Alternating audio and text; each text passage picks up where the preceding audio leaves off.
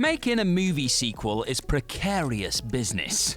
Sure, the first film has to do well, rake in a solid profit, receive good reviews, and do right by audiences. But a sequel needs more than just that to be greenlit. Even when a film receives numerous accolades and becomes a great critical and commercial success, if the script, the crew, and the studios are not clicking behind the scenes, then chances are the sequel is doomed to fail. Hi, I'm Gareth, this is What Culture, and here are the 9 weirdest reasons movie sequels were cancelled. Number 9. Superman Lives, ridiculous producer demands. Superman Lives was the brainchild of Tim Burton. Meant as a follow-up to his previous Batman films and an early attempt to make a DC movie series. Yep, they've been trying to do one of these for a while. Penned by Kevin Smith and based on the brilliant The Death of Superman comic arc, the film had Nick Cage playing the Man of Steel, and was reportedly only 3 weeks from shooting when the project was scrapped. So what happened? Well, the movie's cancellation was so obscure and complex at the time that filmmaker Jon Schnepp made an entire documentary, The Death of Superman Lives: What Happened, to get to the bottom of the mystery. During interviews with various crew members and producers working on the film, including both Burton and Smith, Schnepp found that the movie was a shambolic mess behind the scenes. From demands for Superman to fight a giant mechanical spider to giving Lex Luthor a space dog. Ridiculous script rewrites and a lack of faith from producers and Superman fans all led to the project being canned before it could get off the ground. At least we finally saw Cage on the big screen in a supersuit in The Flash though, eh? Yay. Number 8. Star Trek IV: The Trial of James T. Kirk. It was too Star Trek-y. The Trial of James T. Kirk was the proposed 4th film in the Star Trek film series, following The Search for Spock. It was written as a whodunit legal drama in which Kirk was put on trial for his actions in the previous film, primarily in regards to stealing, then destroying the Enterprise, only to become the target of assassins hired to settle an old score. All told though, the film gained no traction. Paramount were not interested in making a legal drama, worried it just wouldn't fit in with the tone of the Star Trek movie series, despite a similar storyline having been done on the show, and were more concerned with making a light-hearted picture following the casualty-heavy events of the 2 previous films. And soon after the trial was cancelled, Leonard Nimoy came on board to direct Star Trek: The Voyage Home. Seeing the crew travel back to the 20th century was obviously a brilliant and iconic plotline, but it's still weird to think that the film actually started out as a legal drama, far removed from Star Trek's usual level of space adventure, only to then end up as a time travel thriller about whales. The animal, not the country. Number 7. Gladiator II: Maximus Would Kill Jesus. If ever there was a film that probably didn't need a sequel, it would likely be Ridley Scott's 2001 Best Picture winner Gladiator. But due to its massive success with both critics and audiences, Scott decided to have another film written. An epic set in Rome with no gladiators and no Russell Crowe. Yeah, that never came to pass, did it? What did come to pass, though, was Crowe going out of his way to have his own script written, only with this one being a more direct sequel. Hiring musician and writer Nick Cave, of all people, Crowe wanted Maximus to come back in the follow-up for more bloody adventures, despite, having died in the previous film. Getting to work, Cave's sequel would have seen Maximus sent back from the afterlife to kill Jesus and his followers. And when he succeeds, he realizes the gods have tricked him and he's just killed his own son. The drama. Because of this sin, Maximus is doomed to life as an eternal warrior, forced to fight in every major conflict in history. Crowe read it and, despite Cave saying it was a stone-cold masterpiece, ended their movie partnership there. Probably for the best. But while neither of the above ever made their way to screens, Scott was eventually able to find a story worth telling for a Gladiator sequel, with that tale focusing on Maximus' son Lucius finally set to arrive in cinemas this year. Hopefully we're entertained. Number 6. E.T. 2: Nocturnal Fears. The script was about alien torture. Remember how lovely E.T. the Extraterrestrial was? A family-friendly classic, a landmark in cinema history, and one of Steven Spielberg's best ever films. The proposed sequel? Yeah, not so much. Written as a direct follow-up to the beloved original, E.T. Nocturnal Fears would have have seen Elliot and some friends abducted by evil aliens intent on performing experiments on them. Desperate to escape, Elliot must break free and contact E.T. for help. Not winning any awards for its cheeriness, Spielberg was deeply troubled by the script, which was said to be quite frank and graphic in its depictions of torture and distress. He later said that E.T. was not a film in need of a sequel, and that making the film would have robbed the original of its virginity.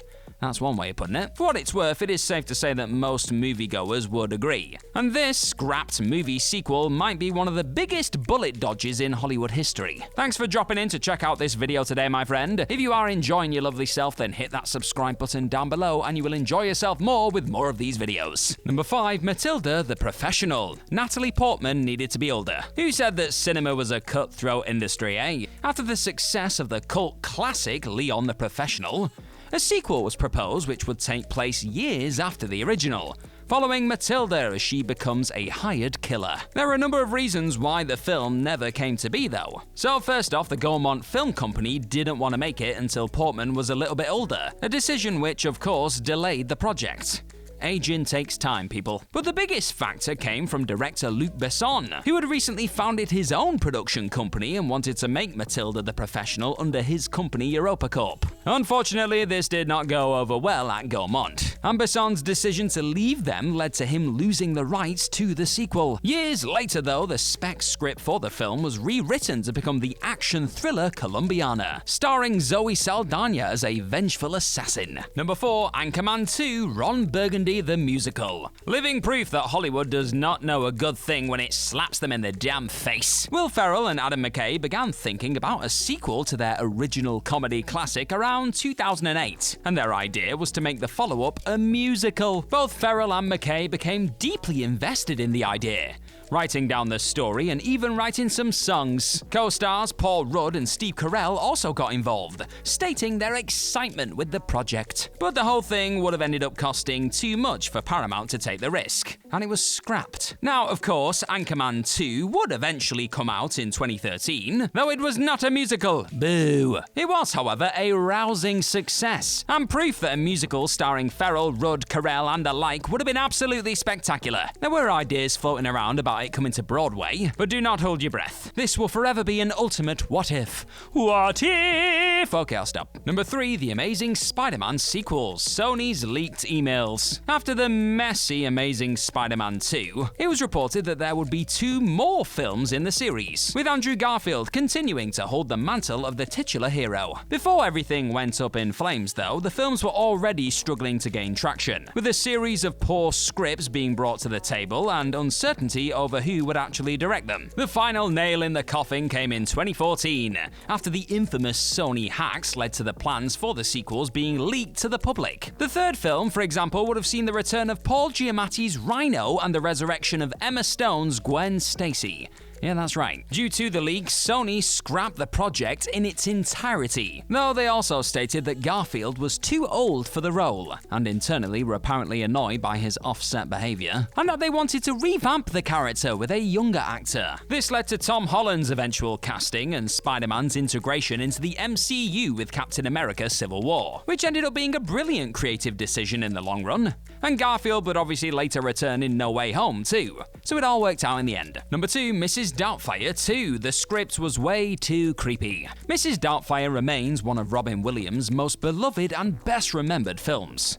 A movie which perfectly captured the late comic's hyperactive energy, immeasurable likability, and willingness to challenge himself. Being the success that it was, a sequel was greenlit in hopes of bringing Williams back and giving fans some more chaotic but bittersweet adventures. The original script called for Daniel to follow his daughter Lydia to college, disguised as a means of keeping an eye on her. Williams was troubled by this storyline, however, finding the whole scenario creepy and out of character. And due to persistent issues with the rewriting of the film, it just never came to be. According to Williams, the movie went through 3 equally ineffective rewrites, and so the sequel was completely scrapped by 2007. And since Williams' untimely death in 2014, the possibility of a sequel has been totally squashed, as it's fair to say that without Williams, the film would simply never work. There'll only ever be one Doubtfire, baby. Number 1. The Bodyguard II. Princess Diana's death. The Bodyguard came out in 1992, starring Kevin Costner as the bodyguard of famous singer Rachel Marin, with whom he falls in love.